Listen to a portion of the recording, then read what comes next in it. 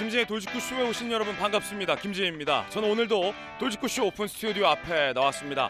윤석열 대통령과 바이든 미 대통령 간의 정상회담이 잘 끝났는데 미 대통령이 떠나자마자 조금 전 북한이 탄도미사일을 3발이나 동해상으로 발사했습니다. 이거 명백한 도발입니다. 윤석열 대통령이 NSC를 소집했습니다. 과연 어떤 대응책 논의할지 잠시 후에 이야기 나눠보겠습니다. 저는 비가 오나 눈이 오나 매일 아침 이곳에서 여러분을 기다리겠습니다. 김진의 돌직구쇼 지금 라이브로 시작합니다. 잠깐만요.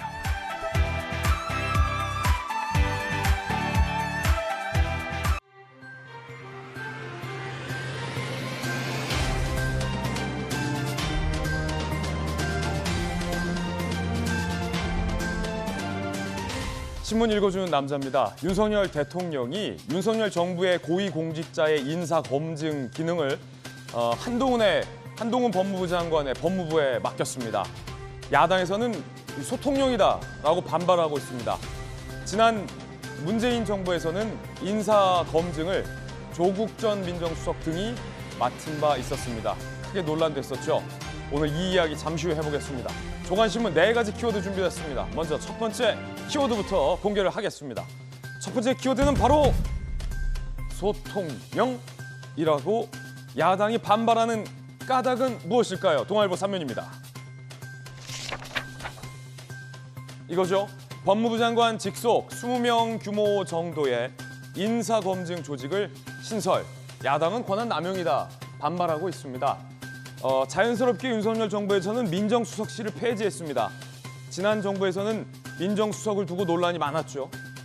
그렇기 때문에 민정수석이 담당했던 인사검증 누군가는 해야 하는데 그게 법무부 장관 밑으로 내려가게 되는 겁니다. 여야 간의 뜨거운 논쟁입니다. 여러분은 어떻게 생각하십니까? 자연스럽게 조국 전 민정수석과 현 한동훈 장관이 비교될 수밖에 없을 것 같습니다. 조 전 장관, 조 전 수석 때는 인사검증 소위 날림 논란이 이른바도 있었습니다. 잠시 후에 이야기 나눠보겠습니다. 두 번째 키워드 살펴보시죠. 두 번째 키워드는 바로 이겁니다. 588조. 588조. 어마어마한 숫자인데 한국일보 일면입니다. 대기업들이 역대급, 거의 역대급 투자에 나선다. 한국일보 기사입니다. 588조 원 규모입니다. 먼저 삼성, 미래먹거리에 5년간 450조, 현대차 63조, 한화 37.6조, 롯데 37조. 역대급 대기업들이 대규모 투자에 나서기로 속속 밝히고 있습니다. 우리 경제에도 긍정적인 청신호로 이어질 것이라는 전망도 많습니다. 이어서 세 번째 키워드 살펴보겠습니다. 세 번째 키워드는 바로 이겁니다. 읍소. 한겨레 신문이 쓰고 있는 기사인데요. 읍소, 과연 어떤 기사일까요? 4면입니다. 박지원 비대위원장이 면목 없다라고 읍소를 했습니다. 김동연 후보자는 변화의 씨앗이 되겠다라고 읍소를 했습니다. 선거 열세 민주당 쇄신하겠다 읍소. 한겨레 신문은 이렇게 풀이했습니다. 박지원 비대위원장은 왜 반성할 사람이 선거에 나오냐라는 질책이 많다라고 인정을 했지만 기회 달라라고 호소했습니다. 그런데 윤호중 비대위원장은 같은 공동 비대위원장 박지원 비대위원장의 같은 읍소에 대해서 개인 입장이다라고 이야기를 해서 자중질환 아니냐라는 분석도 나오고 있습니다. 잠시 후에 이야기 나눠보겠습니다. 이어서 다음 키워드, 네 번째 키워드 공개합니다. 이타적. 조선일보 27면인데요. 과연 어떤 뉴스일까요? 손흥민은 이타적인 득점 기계다. 영국 매체마다 최고 선수, 득점왕 손흥민 찬사를 보냅니다. 파워랭킹 1위 등 일단 석권했고 골든 부츠를 들고 귀국을 했습니다. 팬들이 구름대처럼 몰려들었다고 하는데 잠시 후에 그 장면 살펴보겠습니다. 이타적인 득점 기계. 굉장히 따뜻한데 실력도 겸비했다. 인성도 굿이다. 쉽게 말해서 이 말입니다. 지금까지 신문 읽어준 남자였습니다.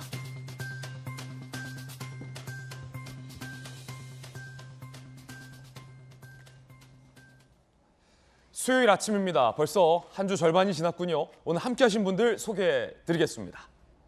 민주당의 젊은 정치인, 청년 정치인, 전용기 의원, 돌직구쇼 좌장, 서울시 정무부시장을 역임한 민주당의 김영주 의원 나오셨습니다.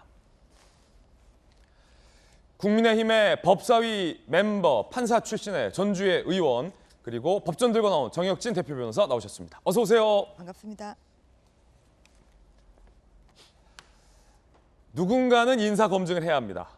이 사람이 제대로 된 사람인지, 상습적인 음주 전과가 있는 건 아닌지, 혹은 범죄 경력이 있는 건 아닌지, 사상적으로 좀 문제가 있는 건 아닌지 여러 가지 꼼꼼하게 문제를 따져봐야 합니다. 혹시 부동산 관련된 투기가 있는 건 아닌지 등등.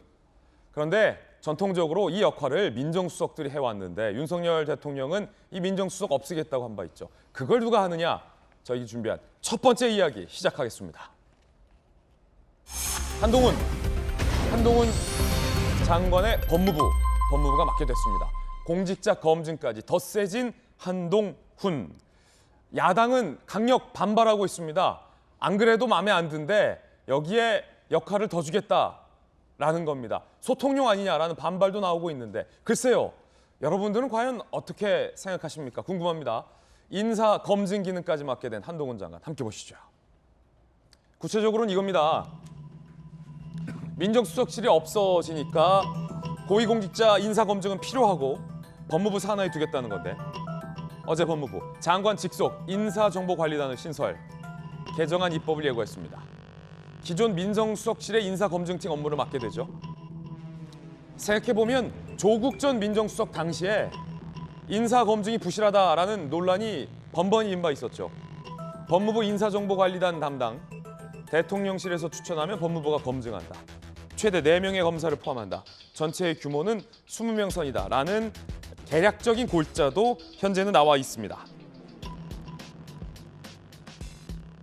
법무부 공직 후보자 등에 대한 인사정보 수집 관리 권한을 기존 대통령 비서실장 외에 법무부 장관에게도 위탁하는 것이다. 대통령실 측 인사검증 업무를 법무부로 이양해 대통령실의 권한을 내려놓는 것이다. 축소하는 것이다. 라고 이야기를 밝혔습니다. 윤석열 대통령은 후보 시절부터 줄곧 논란이 많았고 말이 많았던 민정수석 폐지하겠다라고 밝힌 바 있습니다. 생각해보면 박근혜 정부 때는 우병우 전 수석이, 문재인 전 대통령 때는 조국 전 수석이 늘 논란이었습니다. 이거 없애겠다라는 게 윤석열 대통령 이야기입니다. 들어보시죠. 이 민정수석이 원래는 청와대부터 단속을 해야 되는데 그 본연의 기능에서 완전히 벗어났습니다. 사정기관을 관장하는 그런 조직은 대통령실에 두지 않겠다. 대통령의 제가 당선이 되면 어떠한 사정과 그 수사에도 일절 관여하지 않겠다는 뜻에서 민정수석실을 폐지하겠다는 말씀을 벌써 지난 여름부터 드린 것으로 알고 있습니다. 민정수석실이 폐지됐습니다. 실제로. 폐지하고 보니까 누군가가 인사검증을 해야 합니다. 그 역할을 한동훈 법무부 장관에게 부여한 겁니다. 이를 두고 여야가 지금 논쟁 중입니다. 일단은 판사 출신의 전주혜 의원님. 네. 민주당에서는 강력 반발하고 있습니다. 네, 아니 그렇죠. 한동훈 장관에게 인사검증 기능까지 주느냐, 소통력 아니냐, 내지는 검찰 왕국이다. 이런 논평 잠시 후에 살펴보겠습니다. 어떻게 보십니까? 그 윤석열 대통령의 후보 시절부터 민정수석실을 폐지하겠다는 거는 여러 차례 말씀을 하셨습니다. 왜냐하면 제왕적 대통령제의 폐해를 없애겠다. 이러한 의지로 앞서 나온 것처럼 일체 그 수사와 사정에 관여하지 않겠다. 이런 이야기를 여러 번 하셨어요. 그래서 민정수석실 폐지는 제왕적 대통령제의 폐해를 없애겠다는 이러한 강한 윤 대통령의 의지가 담긴 것으로 당연히 이것은 이제 이번 대통령실에도 빠져 있죠. 그래서 이 사정 업무를 그러면 인사 검증 업무를 어떻게 할 거냐. 이것은 인수위 시절에도 이미 법무부와 경찰이 하는 것으로 그렇게 가닥이 잡혀가지고 그것도 보도가 나왔습니다. 그래서 이번에 그 나타난 이런 그 법무부의 인사정보관리단의 출범은 이것은 너무 자연스러운 것인데 사실상 오히려 예고됐습니다. 자연스러운 이것에 대해서 왜 이렇게 민주당이 팔팔 뛰는지 팔팔 뛴다. 예, 그것이 저는 더 의아스럽습니다. 그러니까 한동훈 법무부 장관이 이 법무부 장관이기는 하지만 예. 인사 검증은 인사정보관리단장이 중심적으로 하겠죠. 그런데 이 대통령 공약 그리고 거기에 따른 이행을 가지고 민주당에서 너무 팔팔 뛰는 것은 오히려 한동훈 장관에 대한 뭔가 트라우마나 두려움이 있는 거 아닌가. 저는 이런 생각이 들고요. 대통령이 민정수석실 없애서 대통령제의 제왕적 대통령제 폐해 없애겠다는 건 너무 좋은 거 아니겠어요? 그리고 청와대도 또 대통령 어떤 그 제왕적 대통령제 상징이었던 좀 이러한 또 건물에서 나와서 그 청와대로 국민에게 돌려드린다는 것 자체도 이러한 제왕적 대통령제를 안 가시겠다 이런 강한 의지의 천명이거든요. 그래서 이 검증 업무를 누가 하는지는 이미 정해진 수순이라는 말씀을 당연한 드립니다. 수순이다. 그리고 예. 한 가지 더 지적을 드리면 정말 민정수석실이 문재인 정부의 민정수석실이 물론 인사 검증 업무도 제대로 하지를 못해서 많은 지적이 있었죠. 그리고 청문 보고서가 여야 합의로 채택이 안 됨에도 불구하고 임명된 장관급 인사가 문재인 정부 통틀어서 35명입니다. 그만큼 검증이 부실했다는 그런 지적이 굉장히 많이 나왔다는 것을 말씀드리고요. 예. 그리고 오히려 내부 감찰을 해야 되는 민정수석이 제대로 안 해서 유재수 감찰 무마 사건 그리고 청와대의 울산시장 선거 개입 사건 이런 것이 다 민정수석실이 제대로 안 했고 심지어 민정수석실이 관여했다. 이래서 예. 이것은 폐지돼야 되는 것이 맞다는 말씀 다시 한번 드리겠습니다. 팔팔 뛰는지 모르겠다. 민주당을 향해서 이렇게 말씀하셨는데 김남국 의원이 한동훈 장관이 인사검증까지 맡게 된다라는 것에 반대 성명을 냈습니다. 김남국 의원입니다. 최측근 장관에게 검찰도 부족해 인사검증 권한까지 몰빵해준 윤석열 대통령. 검찰공화국을 향한 계획이 노골적으로 진행되고 있습니다. 한동훈 장관은 법무부 장관이자 민정수석이며 이제 인사수석이자 검찰총장이 된 것입니다. 정말 소통령 한동훈이라고 불러도 이상하지 않습니다. 자칫 과도한 정부 집중으로 인한 권한 남용의 우려가 크다는 것을 지적하지 않을 수 없습니다. 법무부가 굳이 인사검증 권한을 추가로 위탁하겠다는 저희가 궁금할 따름입니다. 김남국 의원이 이제 선대위 대변인이기 때문에 자연스럽게 논평을 했는데 공교롭게 한동훈 장관과 대척점에 있는 민주당의 철험의 의원이고 지난 한동훈 인사청문회 때 이모 논란의 당사자여서 여러 가지 좀 많은 생각이 들게 하는 장면입니다. 김남국 의원은 측근에게 권한을 몰빵해줬다라는 표현으로 비판을 했습니다. 민주당 전용기 의원님, 네. 반대하는 이유는 뭡니까? 반대하는 이유는 너무 뻔하지 않습니까? 그러니까 대통령께서도 당선인 시절부터 말씀을 하셨다시피 제왕적 대통령제는 잘못된 것이라고 말씀하신 바 있고요. 그러니까 사정기관을 대통령실에 두지 않기 위해서 민정수석실을 폐지하겠다라고 밝혔는데요. 이 인사 검증의 단계를 한동훈 법무부 장관 산하에 두겠다라고 하는 예. 것은 굉장히 위험한 발상이라서 저희는 반대한다 이렇게 말씀드리고 싶습니다. 그러니까 저희뿐만 아니고 정의당도 반대하고 많은 시민사회단체에서도 반대하는 이유가 저는 있다고 보는데요. 그것은 뭐냐면 한동훈 법무부 장관은 지금 소통령이라는 비판을 받을 정도로 윤석열 대통령과 굉장한 친분을 가지고 있는 사람입니다. 그것을 넘어서 사실 그 김건희 여사의 이야기가 안 나올 수가 없는데요. 윤석열 대통령과 김건희 여사와 직접적으로 소통할 수 있는 사람이 한동훈입니다. 그러니까 이것은 무엇이 되냐면 누구를 통하면 되느냐에 대한 답이 나와 있는 것이죠. 그러니까 인사와 모든 권력의 집중이 한동훈으로 가고 있다는 것이 국민들이 봤을 때에도 충분히 의심할 수 있는 여지를 주고 있는 그런 상황이기 때문에 소통령이다 이렇게 볼 수 있는 거죠. 그것이 바로 문제다라고 하는 것이죠. 그러니까 많은 이제 권력자들이 직접 대통령실을 안 찾아가도 됩니다.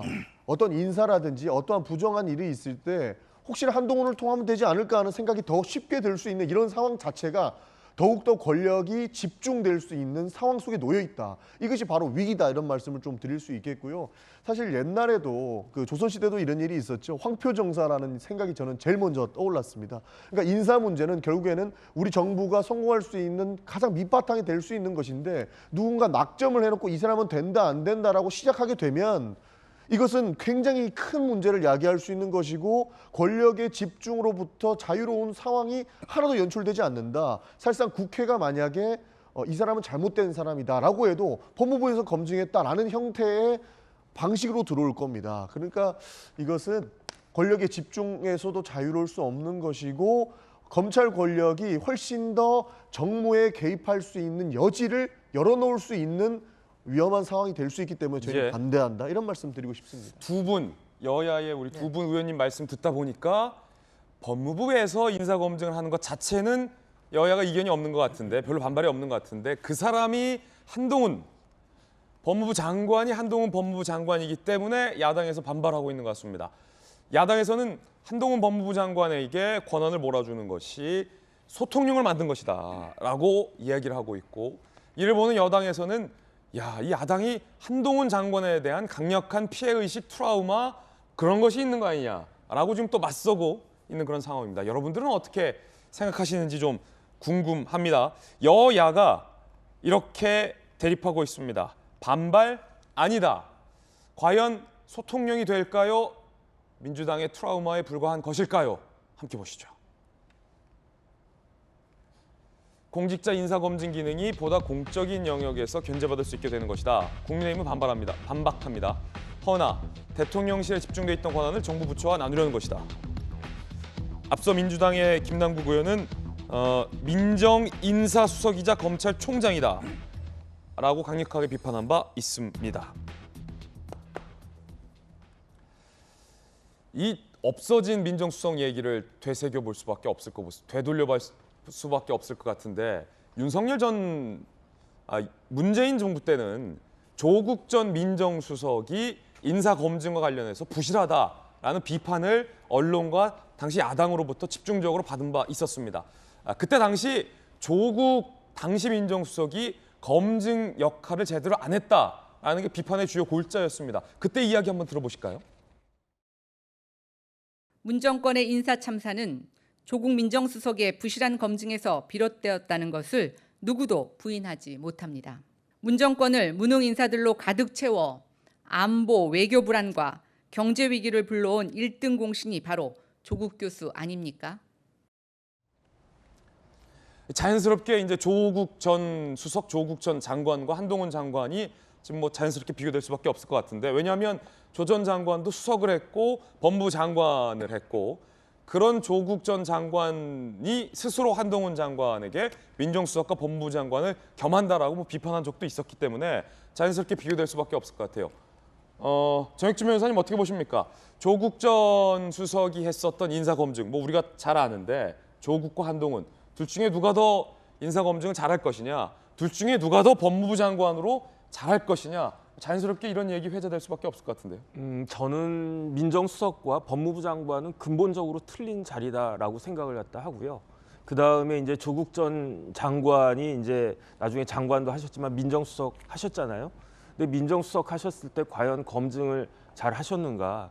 더군다나 제일 잘못된 검증은 다른 게 아니고 셀프 검증이었잖아요. 그래서 그 부분은 이제 스스로 본인의 그 발등을 찍는 그런 결과가 나온 것 같고, 한동훈 장관한테 이러한 어쨌든 인사 검증과 관련된 권한이 주어졌는데, 제 생각에는 어떤 식으로 저는 분석이 되냐면 첫 번째로 한동훈 본인에 대한 권한은 늘어난 것은 확실하다. 왜냐하면 기존의 법무부 장관에 비해서 법무부 장관의 그 권한이 축소된 것은 사실이에요. 왜냐하면 법무부 장관의 가장 막강한 권한은 검찰과 관련된 권한인데 검찰이 힘이 많이 빠졌거든요. 뭐 검찰이 무소불위의 권력을 누렸다라고 이야기했지만 그건 이미 옛날 이야기고, 이미 6대 범죄로만 축소가 되어 있고 이제 좀 있으면 2대 범죄로 축소가 될 것이기 때문에 기존과 같은 검찰은 아니다. 저는 그렇게 보여지고, 하지만 거기에다가 그 한동훈 장관과 관련해가지고는 이번에 인사 검증 관련된 권한이 주어졌기 때문에 그 기존 법무부 장관보다도 더 강한 권한이 주어진 것은 사실이고, 어쨌든 중요한 것은 누가 이걸 갖다 하느냐 그런 것보다도 과연 그 우리 정부에 우리나라에 맞는 그러한 인사가 능력이 있고 그 다음에 청렴한 그러한 인사가 제대로 발탁이 될 수 있는지 그 부분에 대한 결과를 지켜보는 것이 더 맞지 않나 하는 생각이 듭니다. 예. 결국은 한동훈이 라서 문제다. 한동훈이 뭐가 문제냐? 단순해 보면 그런 이야기 될 수 있을 것 같은데 김영주 전 의원님, 한동훈이라서 문제다? 한동훈이 뭐가 문제냐? 사실은 이제 그 문제 외에 중요한 문제가 있죠. 예. 우선 이 시각은 윤 대통령께서 인사검증이라고 하는 것을 어떻게 보느냐의 시선입니다. 네. 범죄와 비리만 가지고 인사를 검증할 수 있느냐. 그것은 미국의 연방수사국이 하는 것이죠. 그러나 인사의 검증이라고 하는 것은 그 외에 세평이라는 것도 있고 역량이라는 것도 있고 오히려 그게 더 중요하거든요. 사실 미국에서는 그 인사 검증을 할 때 그분이 사는 동네까지 가봅니다. 주변 이웃들이 그 사람을 어떻게 생각하는까지 보는 거거든요. 근데 너무 지금 법무부에다가 저 인사 검증하면 국정원 직원도 가야 되고 군인도 가야 되고 경찰도 가야 되거든요. 이제 그런 부분들이 과연 현행법상에서 맞는 것인가? 원래는 사실은 인사혁신처가 인사검증 시스템을 가지고 있는 거거든요. 그러니까 행안부의 위축을 분명히 가질 것이고 조국 전 장관 비교해 보면 똑같다고 볼 수 있어요. 예. 결국 핵심은 대통령이 점지한 사람을 객관적으로 검증할 수 있느냐에 대해서 한동훈 장관조차도 퀘스천 마크가 있는 거예요. 첫 번째 인사에서도 그런 문제들이 나오고 있다고 저는 보는 거거든요. 예를 들어서 윤석열 대통령이 해수부 장관에 김용주 장관을 앉히고 싶은데 네. 과연 한동훈 법무부 장관이 대통령이 찍은 김용주에 대해서 막 샅샅이 막 날카롭게 정말 냉정하고 객관적으로 이렇게 막 파헤칠 수 있냐? 네. 그러니까 그런 어떤 기준이 있거든요. 실제적으로 보면 좀 경중을 가릴 수 있는 부분에 있어서 과연 세게 할 수 있는가라고 하는 건 여전히 이제 퀘스천 마크인 거고 그 다음 단계에서 법무부에서 시작해서 공직기강 비서관 결국 대검 출신으로 가는 과정이 시각 자체가 굉장히 편협됐다는 부분이 있기 때문에 이미 일부에서는 과연 법무부가 이 인사 권한을 갖는 것이 법무부 고유 권한 밖의 부분인데 물론 뭐 개정안을 가집니다만은 그 논란조차도 있다라고 하는 부분은 좀 지적할 필요가 있을 것 같습니다. 그렇군요. 자, 전용기 의원님. 네. 사실 국민의힘에서는 이런 얘기도 나와요. 아니, 당신들 집권했을 때 조국 인사검증했던 것보다 한동훈이 훨씬 나은데 뭐 그러냐. 조국보다 낫지 않냐. 조국과 한동훈의 뭐 싸움 이렇게 몰고 가서는 저는 안 될 거라고 보고요. 예. 사실 조국 전 장관이 청문회 전에 압수수색부터 당했습니다. 그러니까 그때 검찰 구태타라고 저희가 이야기했던 게 뭐냐면 조국 전 장관은 청문회까지도 가지도 않았어요. 그러니까 지금 우리가 정호영 우리 후보자가 사퇴를 했지만 정호영 후보자는 문제가 없다. 법적으로 문제가 없을 것이다라고 이야기를 했지만 조국 전 장관과 같은 잣대로 놓고 보면 이미 수사를 했었어야 됩니다. 20차례 이상의 압수수색을 했었어야 되는 거죠. 그래서 저희가 이것에 대한 문제를 제기한 것이고요. 두 가지를 볼 수 있을 것 같습니다. 우리 그 앵커님께서 방금 김영주 전 의원님께 말씀을 해주신 부분, 한동훈이라서 안 되는 것이냐, 법무부에 있어서 안 되는 것이냐, 이에 대한 답변을 제가 드리고 싶은데요. 첫 번째, 법무부에 두는 것 자체가 잘못된 것이고요. 그다음에 두 번째, 한동훈이라서 더 잘못된 것이다. 저는 이렇게 한동훈이라서 더 잘못된 거다. 말씀을 드리고 싶습니다. 왜냐하면 법무부 장관이지 않습니까? 그리고 장관 인사청문회, 그 장관 인사 검증을 하는 단계예요. 그럼 대통령께서 누구를 이 사람을 검증해달라고 법무부에 내려보내는 것인데 결국에는 같은 국무위원을 검증하는 것이 법무부가 되는 것입니다. 그럼 과연 대통령 눈치를 보겠습니까? 법무부 눈치를 보겠습니까? 그리고 법무부가 검찰을 관장하는데 이 인사 검증 과정에 있던 그 자료들이 검찰에 그대로 남아있을 가능성이 매우 높다라고 평가를 하고 싶습니다. 법무부 밑에 두는 것도 문제고 법무부 장관이 한동훈이라서 더 문제다. 그렇죠. 네. 전지현 의원님. 우선 이제 앞서 그 말씀하신 것에 몇 가지 저는 좀 반박을 하겠습니다. 예. 일단 그 법적 근거를 보면 정부조직법 6조에서 행정기관은 법령으로 정하는 바에 따라 소관 사무의 일부를 다른 행정기관 등에 위탁 또는 위임할 수 있어요. 그렇기 때문에 법무부는 충분히 이 다른 법령에 따라서 충분히 이 검증할 수 있습니다. 법무부는 검증할 수 있다. 네, 인사혁신처로부터 위임을 받아서 할 수 있습니다. 그래서 법적인 근거가 있다. 첫 번째 그 말씀을 드리고요. 두 번째는 그 조국 전 장관 왜 지금 전용기 의원 얘기가 왜 그러면 압수수색부터 했냐 얘기하는데 압수수색을 그냥 하지 않습니다. 단서가 있을 때 하는 거예요. 그때 분명 기억하실 겁니다. 조국 전 장관 지명됐을 때 오히려 동양대 표창장 위조 얘기가 벌써 나왔어요. 그 이야기를 그 당시에 그 최성해 총장이 했습니다. 그리고 거기에 따라서 수사 단서가 있었기 때문에 압수수색을 한 것이다. 이게 지금 모든 그런 장관 후보자에 대해서 압수수색하는 것이 아니라 수사에 단서가 있었기 때문에 그렇기 때문에 압수수색을 했다. 이런 이야기를 드리는 것이고요. 세 번째는 뭐냐면 이게 결국은 어느 기관이라도 인사검증을 해야 됩니다. 근데 가장 이제 중요한 것은 윤석열 후보가 지향하는 것은 결국은 권력 남용하지 않겠다는 겁니다. 그런 것 때문에 대통령실에 있던 민정수석도 폐지를 한 것이고, 왜냐하면 그 문재인 정부 시절에 권한 남용을 했죠. 울산시장 선거 개입 사건, 이것은 명백한 선거 개입이자 권한 남용입니다. 그리고 이것을 감찰해야 할 민정수석실이 오히려 이것을 수수방관하고 오히려 일부 방조도 했습니다. 그리고 유재수 그 감찰 무마 사건도 마찬가지고, 그래서 알겠습니다. 권한 남용을 하지 않는 것이 굉장히 중요하고, 이런 면에서 법무부가 하는 것을 지켜봐 주시라, 이런 말씀 드리겠습니다. 예, 지금 여야 사이의 이견은 과연 법무부가 인사검증을 할 수 있느냐, 옳으냐 아니냐의 어떤 이견이 있습니다. 정익진 변호사님, 법률적으로 좀 어떻습니까? 제가 법적으로 좀 찾아봤더니 정부조직법에 보면 공무원 인사 관련해서는 인사혁신처에서 하도록 되어 있어요. 그런데 이제 법무부는 무슨 일을 하느냐? 검찰, 행영, 인권옹호, 출입국 관리, 기타 법무에 관한 사무를 하도록 되어 있거든요. 이 법무에 관한 사무에 인사가 포함되느냐? 제가 봤을 때는 포함된다라고 보는 건 조금 무리한 해석이다. 그런데 지금까지 인사를 인사혁신처에서만 한 게 아니고 대통령 비서실에서도 했잖아요. 그 대통령 비서실 관련해서도 정부 조직법에 규정이 있는데 대통령의 직무를 보좌한다, 이렇게만 나와 있단 말이에요. 이제 그럼에도 불구하고 왜 그 대통령 비서실 밑에 민정수석에서 인사 검증을 갖다가 했느냐? 그 근거 규정이 국가공무원법에 있어요. 그러니까 국가공무원법 제가 찾아봤더니 예. 인사혁신처장은 권한의 일부를 대통령령으로 정하는 바에 따라 다른 기관에 위탁할 수 있다, 이렇게 되어 있고, 그 대통령령이 뭐냐면은 공직 후보자 정보 수집 및 관리에 관한 규정이 있어요. 그 규정에 보면은 인사혁신처장은 지금 말씀드린 국가공무원법 규정에 따라서 그 공무원 관련된 정보의 수집 관리 권한을 기존에는 대통령 비서실장에게 위탁한다, 이렇게 돼 있단 말이에요. 위탁할 수 있다. 그래서 대통령 비서실장이 예. 밑에 있는 민정수석에게 이걸 갖다가 이렇게 검증하라고 했는데, 이 규정을 이번에 바꿨어요. 대통령령이니까 윤석열 대통령이 이 공직 후보자에 관한 정보 수집 및 관리에 관한 규정에서 대통령 비서실장 이 조항을 대통령 비서실장 및 법무부 장관으로 바꾼 거예요. 그러니까 인사혁신처장이 법무부 장관에게도 이러한 그 공직 후보자 정보 수집과 관련된 권한을 위탁을 갖다가 할 수 있게끔 됐기 때문에 법무부 장관이 이 규정에 따라서 그 권한을 위탁받아서 이렇게 뭐 직제도 만들고 한 것이기 때문에, 사실은 뭐 한동훈이 법무부 장관이 됐기 때문에 더 문제라고 하는 것까지는 모르겠지만 법무부에서 이걸 하는 것이 법적으로 근거가 없다라고 하는 말은 맞지 않는 것 같습니다. 예, 방금 법조항 한 6, 7개가 그냥 후루룩 지나갔어요. 쉽게 잘 설명을 해준 것 같습니다. 자, 정익진 변호사님 의견 들어봤습니다.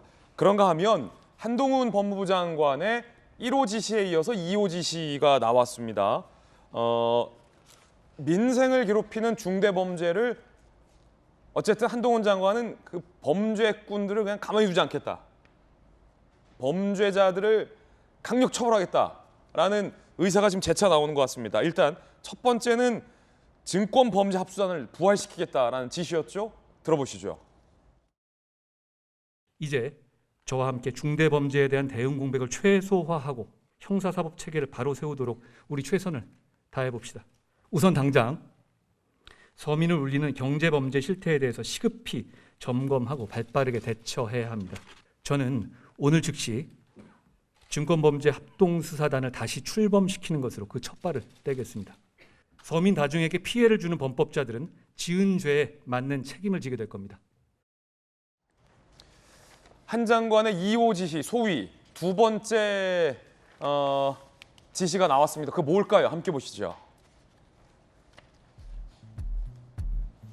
한 장관이 굉장히 의욕적으로 범죄자를 잡겠다라는 의지가 의욕적인 것 같아요.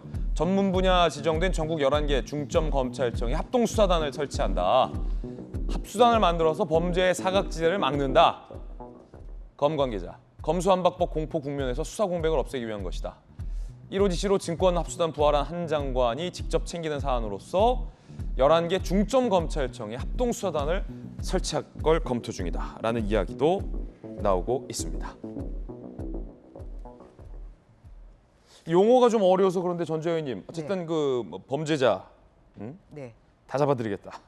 이겁니까? 합동수사단이라는 건 이제 합동수사단. 검찰과 경찰이 협력해서 수사를 이제 한다는 그런 의미죠. 아 그렇군요. 검찰과 경찰이 합동으로. 그래서 경찰의 역량 또 검찰의 역량을 한데 묶어서 이제 하게 되면 더 효율적이 될 거 아니에요. 그래서 그런 의미에서 이제 합수단을 좀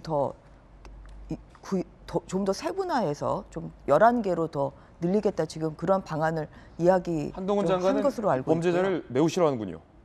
범죄자를 잡아들이는 게 검찰이 할 일이 아니겠습니까? 그리고 이제 그리고 또 증권범죄 합동수사단은 추미애 장관 시절에 이제 폐지가 된 이후에 오히려 뭐 한동훈 장관 말에 의하면 범죄자에게 용기를 줬다. 오히려 이 합수단 폐지가 이제 뭐 이러한 뭐 이야기가 나올 정도로 사실 증권범죄에 대한 수사가 미미했죠. 이제 그런 면에서 요새 나오는 이제 뭐 테라나 루나 뭐 이런 사태에 대해서도 또 많은 뭐 피해자가 나오고 있다 이런 얘기가 나오고 있습니다만 이제 결국은 검찰과 경찰이 협력해서 좀 더 충실하고 좀 더 확실한 수사를 하겠다 이제 이런 의지로 좀 봐주시면 되겠습니다. 김영주 의원님, 증권범죄 합수단에 대해서 이제 여의도 저승사자다라는 별명, 그러니까 여의도 저승사자를 부활시키고 11개 거점에다가 검경이 합동으로 수사할 수 있는 합수단까지 만들겠다라는 거니까 수사에 또 합수단 거의 뭐 범죄와의 전쟁, 약간 그런 느낌도 납니다.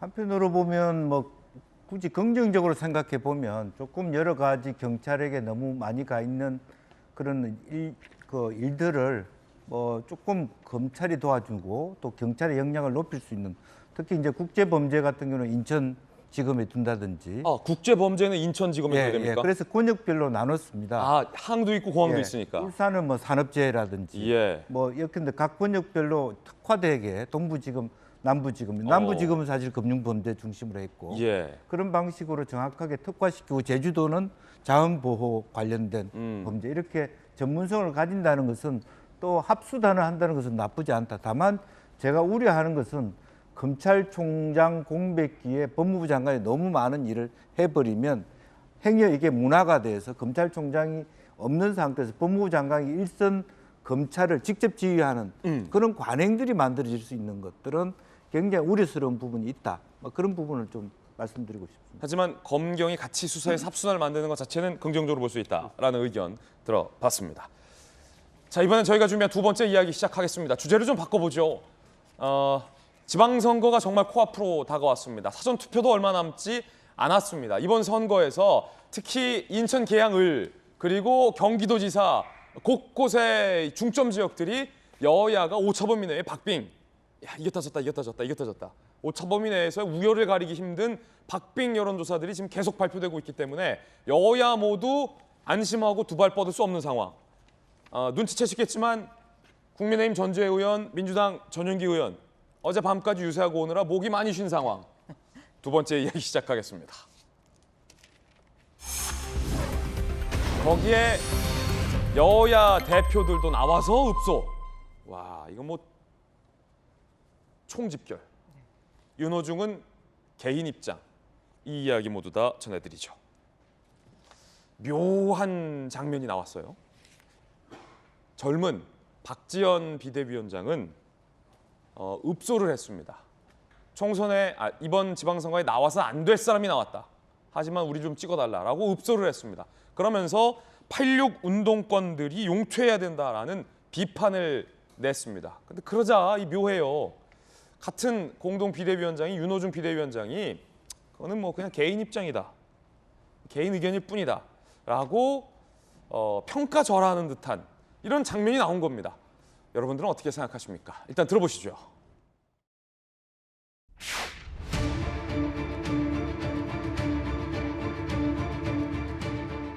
정말 많이 잘못했습니다.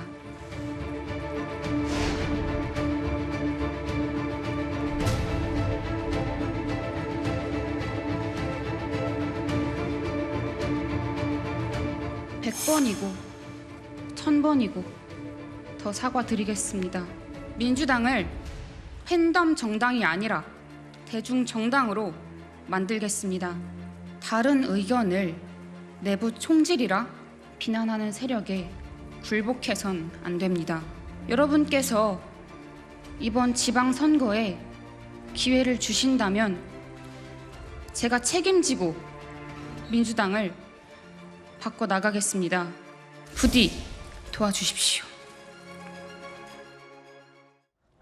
팬덤 정당이 아닌 대중 정당으로 해야된다라고 작심 발언했습니다. 그리고 민주당 내에 다른 의견을 내부 총질한다라고 막는 것은 안 된다, 잘못했다라고 했습니다. 그런데 장면이 조금 어색합니다.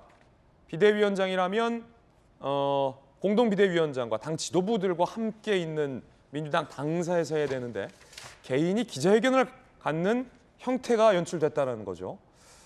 민주당 일각에서는 이 박 전 비대위원장을 향한 반발의 목소리가 일각에서 나오고 있습니다.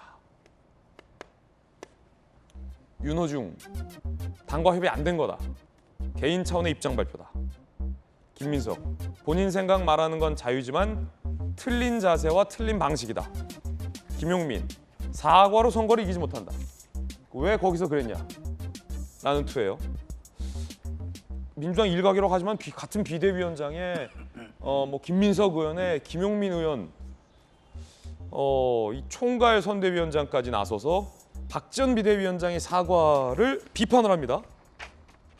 거기에다가 또 하나 묘한 장면은 팬덤 정당을 만들어서 안 된다라는 박 전 비대위원장의 작심 발언에 대해서 사실 팬덤 정치하면 개딸, 이재명 후보가 떠오르는데 그거 안 된다라는 박 전 비대위원장의 기자회견. 이재명 후보 반응이 묘합니다. 박지원, 팬덤 정당 아닌 대중 정당 만들겠다.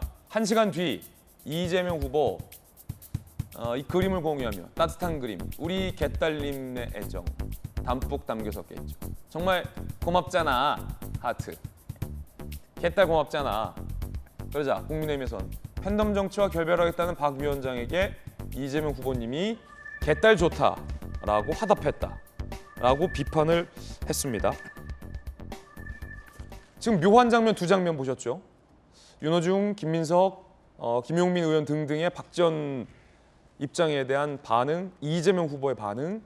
세 번째 묘한 장면은 이겁니다. 그러자 개딸들이 박지원 물러나라라고 목소리를 높이고 있습니다. 이 가장 묘한 장면입니다. 박지원은 지방선거 망치려고 국민의힘에서 보낸 트로이 목마다. 왜 선거 코앞에 두고 자꾸 내부 문제 키우나. 박지원 제발 나가라. 더불어민주당 권리당원 게시판이고요. 제명이나 마을. 요즘은 김건희 여사보다 박지원 얼굴이 더 보기 싫다. 오만방자한 박지원을 추앙시켜야 한다. 저희가 좀 방송에서 사용할 수 있는 정도의 의견만 추려봤습니다. 묘한 장면. 김용주 의원님 어떻게 보십니까? 우선은 지금 우리 민주당의 상황에 대한 어떤 문제 제기, 비판은 정당하다고 봐요. 그러나 시점과 방식 그리고 화자와 메시지의 어떤 연결 지점이 약해요. 그러니까 실제적으로 그런 것들이 의미 있게 가져가려면 박지원 비대위원장보다 훨씬 중량감 있는 인물이 던질 만한 중차대한 과제거든요. 민주당이 해결해 가야 될. 근데 그런 나를 믿고 따라오라 하기에는 사실은 많은 민주당을 사랑하는 분들조차도 과연 가능할까라는 의구심을 갖게 되고, 또 비대위 전체가 지금 선거에 몰두하는데 이거 하나를 가지고 독자적으로 가져가는 어떤 방식, 그것에 대한 우려가 있는 거고요. 또 그런 시점이라는 것도 지방선거 며칠 뒤에 시점인데 마치 당내가 분열되는 것처럼 보여지는, 메시지가 아무리 좋다 하더라도 기본적으로 선거를 앞두고 윤호중 비대위원장은 우리 의견은 아닌데 이렇게 함으로써 벌써 당내에 선거를 패배하고 난 뒤에 노선 투쟁한다, 이렇게 볼 수 있는 여지들이 폐색이 짙으니까 적전 분열한다, 이런 비판을 당할 수 있는 거리를 만들어준다. 그런 측면에서 조금 시점과 방식에 적절하지 못한 부분이 적지 않아 있다, 그렇게 보여집니다. 그렇군요. 제가 묘하다라고 표현한 이유는 박 전 비대위원장의 메시지를 보면 우리가 잘못했지만 이번 지방선거에서 우리 좀 찍어달라, 더 잘하겠다, 대중정당 만들겠다 라는 메시지였어요. 그런데 이에 대한 민주당 내부에서 반응이 개인 의견이다, 왜 저러냐, 도움 안 된다, 물러나라, 더 싫다, 개딸 좋잖아, 이렇게 잘못한 것인가에 대한 퀘스천 마크가 있어요. 정익진 변호사 어떻게 봐요? 전 조금 이상한 게요. 보니까 박지원 위원장을 국민의힘에서 보낸 뭐 트로이 목마다 이렇게 이야기를 하는데 헷갈려요. 왜냐하면 박지원 위원장 발탁하신 분이 이재명 후보였잖아요. 그런데 이재명 후보가 그럼 국민의힘인가? 이게 등치가 안 되는 거죠. 그다음에 이제 박지원 위원장이 민주당은 팬덤 정당이다. 이러면 안 된다. 이렇게 이야기를 갖다가 했는데 뭐가 저는 방점이 찍히냐면 비대위원장이 보기에도 민주당은 팬덤 정당이구나. 일반 대중 정당이 아니구나. 그런 생각이 들었단 말이에요. 그런데 이 부분에 대해서 이재명 후보가 SNS에 올린 글이 맞아. 그 민주당은 팬덤 정당이야. 이재명이라고 한 사람에 대한 거의 1인 정당 아닌가? 1인 팬덤 정당 아닌가? 이거를 오히려 더 확인시켜주는 그러한 글을 이재명 그 후보가 올렸다라고 하는 것도 참 희한하다 그런 생각이 들면서 박지원 위원장이 한 이야기가 잘못했다 사과한다 뭐 대선도 지고 지지율도 떨어지고 하니까 그거 뭐 잘하는 거 없지 않습니까? 이 정도 메시지를 당내에서 수용을 못하는 것인가? 그렇다라고 하면 그 이유는 무엇인가? 말이 틀린 게 아니고 스피커가 마음에 안 드는 것이 아닌가? 저는 그런 생각까지 들기 때문에 이 정도면은 민주당이 아주 진짜로 심각한 위기가 아닌가 그런 생각이 들고 이렇게 되면은 오히려 지금 여당 입장에서도 별로 좋은 상황이 아닐 것이 아닌가? 왜냐하면 제대로 견제를 해주고 제대로 이걸 갖다가 그거 해줘야 되는데 컨트롤을 해줘야 되는데. 그런 그 야당이 지금 존재하는 것인가 하는 의문까지 들 정도로 조금 저는 그런 부분들도 걱정까지 됩니다. 그러니까 정익진 변호사의 의견은 박지원 비대위원장이 맞는 말 했는데 왜 저기다 돌 던지냐. 자, 내부 이야기 한번 들어볼게요. 전용기 의원님. 네. 민주당 내부에서 봤을 때 지금 이재명 후보를 지지하는 개딸들도 박지원 뭐 물러나라 보기 싫다. 거기에 김용민, 아까 김민석, 윤호중 비대위원장까지 이런 반응이 나오는 이유가 뭡니까? 그러니까 뭐 우리 국민들께 우리 민주당이 잘못한 부분 그것에 대해서 100번이고 1000번이고 사죄해야 되는 것은 맞고요. 그 당에 대한 쇄신이 100% 있어야 되는 것은 맞다고 봅니다. 그런 측면에서 사실 기자회견문 전문을 보면 틀린 말은 하나도 없다라는 평가들이 어느 정도 있는 것으로 알고 있습니다. 그러나 잘못된 것은 뭐냐면요. 당연히 팬덤 정치를 하면 안 된다는 것도 알고 있고 대중정당으로 가야 된다는 것은 민주당을 구성하고 있는 모든 구성원들이 알고 있는 지점이긴 하지만 본인의 의견에 반하는 것이 팬덤 정치 때문이다라고 보는 시각 그런 접근 자체가 혹시나 우리 당을 지지하거나 뭐 이렇게 팬덤 정치기보다는 누구를 지지하는 일방적으로 지지하는 분들에 대해서 약간 적대시하는 모습들을 일부 보여주었기 때문에 여기에 대한 거부 반응이 있다. 저는 이렇게 평가하고 있습니다. 전주혜 의원님 어떻게 보세요? 저는 그 박지원 비대위원장에 대해서 이제 쏟아지는 민주당 내의 비판 이런 것을 보면 결국은 박지원 비대위원장을 영입한 것은 결국은 보여주기식 정치였나? 개혁에 대한 진정성이 없는 것 아니었나? 이런 생각이 들어요. 왜냐하면 비대위원장이라는 자리는 당 대표거든요.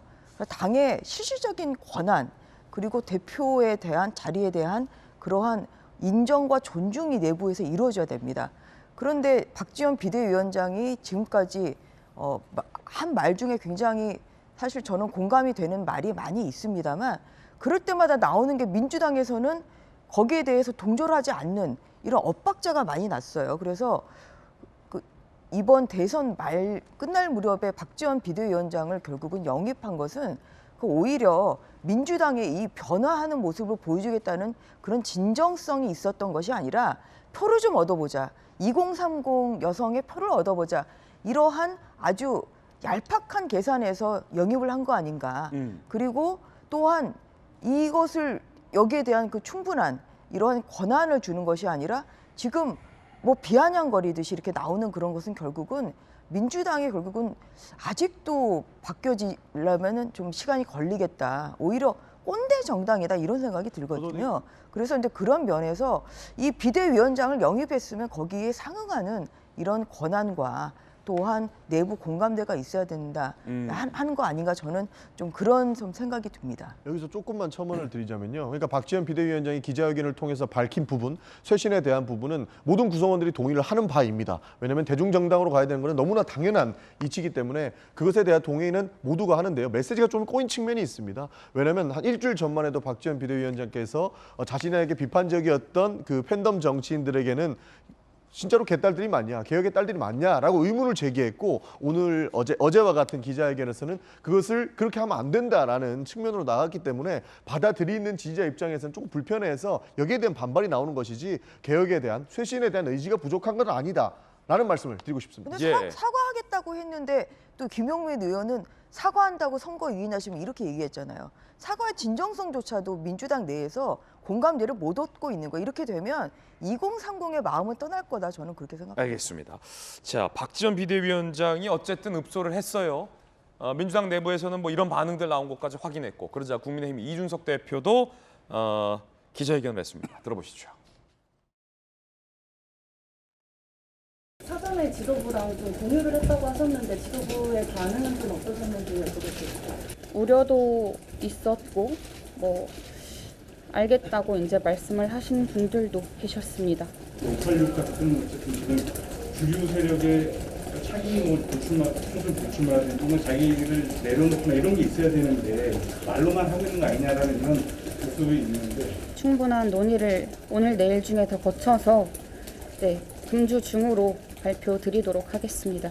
부활 6세대의 그런 이제 용태와 관련해서도 그렇고 지금의 이런 기득권이 어떠한 일을 해야 하는지 어떠한 그런 과정을 거쳐야 반성과 쇄신의 모습을 보여드릴 수 있을지에 대한 그런 논의가 좀 이루어져야 될 것 같다.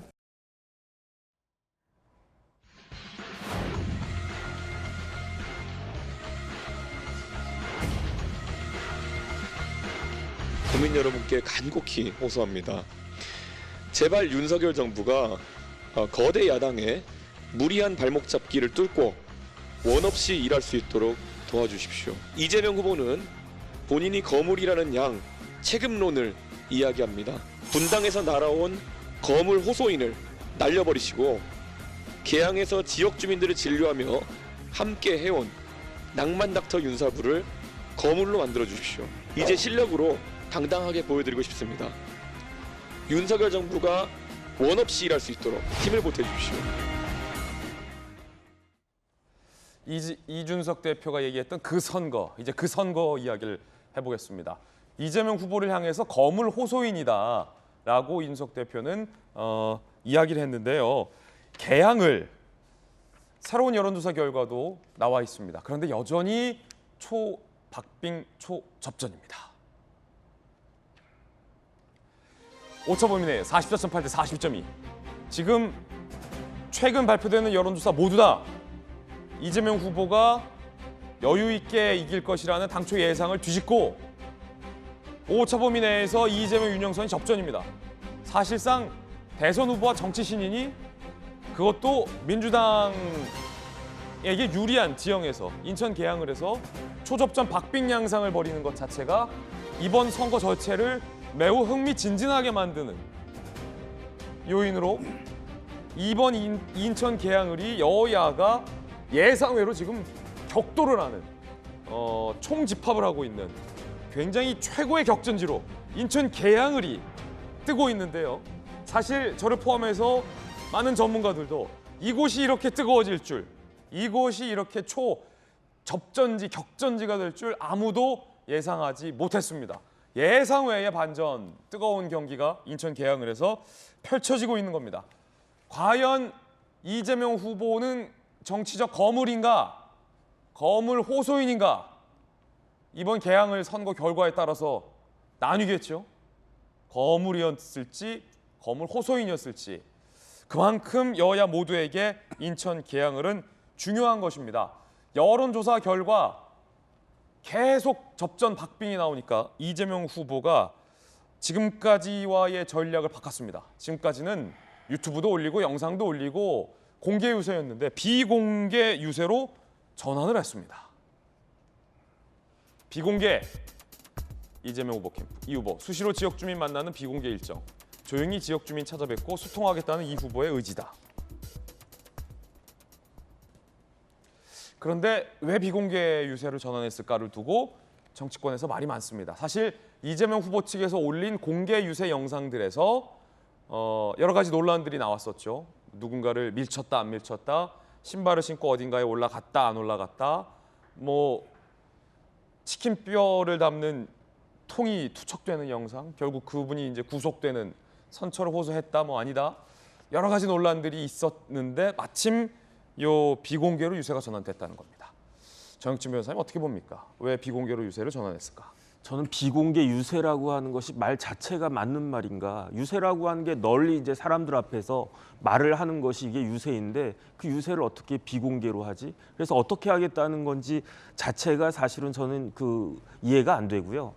그다음에 이재명 후보만한 거물이 우리나라에 어디 있습니까? 제가 알고 있기로는 이재명 후보보다 대통령 선거에서 표를 더 많이 받은 사람은 여야 당선인 다 합쳐가지고 딱 한 분밖에 없어요. 윤석열 대통령. 모든 사람이 1600만 표 밑으로 대통령이 당선이 됐습니다. 그러면 그 정도면 거물 중에서도 초거물이죠. 그런데 그 이준석 대표가 어떻게 보면 조금 뭐라 그럴까 뭐 조롱이란 표현까지는 그렇지만 굉장히 이재명 후보가 듣기에는 기분 나쁜 그러한 게 되는데 왜 이런 일이 벌어졌느냐. 저는 처음에 한 10% 차이가 났었거든요. 처음 여론조사 발표 났을 때 그것도 그거밖에 차이가 안 나나. 저는 최소한 더블 스코어 정도 차이가 날 것이다라고 생각을 했는데 이재명 후보가 너무 쉽게 본 것이 아닌가 개항을. 왜냐하면 개항이라고 하는 지역구가 16대 때 처음으로 독립된 지역구가 됐는데 17대 때부터 21대까지는 가불로 또 나뉘었어요. 그런데 그 모든 선거에서 16대부터 최근까지 지난번 총선까지 모든 선거에서 민주당이 아닌 국민의힘 쪽에서 당선이 됐던 것은 딱 한 번밖에 없었거든요. 그것도 송영길 전 시장이 이제 시장으로 나가기 위해서 보궐선거에서 딱 한 번 빼놓고는 다 그 개항에서는 이제 무조건 민주당이 되다시피 했었는데 개항을은 국민의힘이 거의 전멸이다. 갑을 다 합쳐가지고요. 그래서 처음에 이제 개항이 갑으로 나누기 전에 송영길 그 의원이 된 이후로 다 개항에서는 됐었거든요. 그렇기 때문에 너무 쉽게 보는 것이 아닌가. 그다음에 선거운동 유세하는 걸 제가 그 뭐 유튜브나 방송으로 봤을 때에도 너무 가볍게 뭐 이렇게 뭐 톡톡 뭐 차도 두드리고 뭐 이렇게 올라가고 하는 그런 모습들이 개항 시민들 마음을 전혀 얻지 못했고 오히려 윤영선 후보 누군지도 뭐 거의 대부분 몰랐을 텐데 저분은 20몇 년 동안 그래도 개항에서 그 병원을 운영하셨던 뭐 그런 나름대로 기반이 있는 분이 아닌가 그런 생각이 들어가지고 지금이라도 어쨌든 그 이재명 후보가 조금 긴장을 하시게 된 거는 사실인 것 같고 어쨌든 그런 부분들은 그 긍정적인 그런 것이 아닐까 하는 생각은 듭니다. 이 개항을이 고전 양상으로 전개되니까 접전 양상으로 전개되니까 결국 앞서 봤던 박 전 비대위원장의 뭐 읍소와 사과도 결국은 나온 것일 텐데 이게 묘합니다. 정혁진 변호사 설명 듣다 보니까 김영주 의원님 선거 작은 선거 큰 선거 많이 해보셨잖아요. 그 인천 계양이라는 곳이 국민의힘은 거의 전멸이었다. 내리민주당이었고 이재명 후보만큼 표를 많이 얻은 사람은 역대 대통령 중에서도 윤석열 대통령밖에 없다. 그 정도로 이재명 후보의 지지세라는 게 대단한데 왜 이렇게 나옵니까? 이유가 뭐라고 생각하십니까?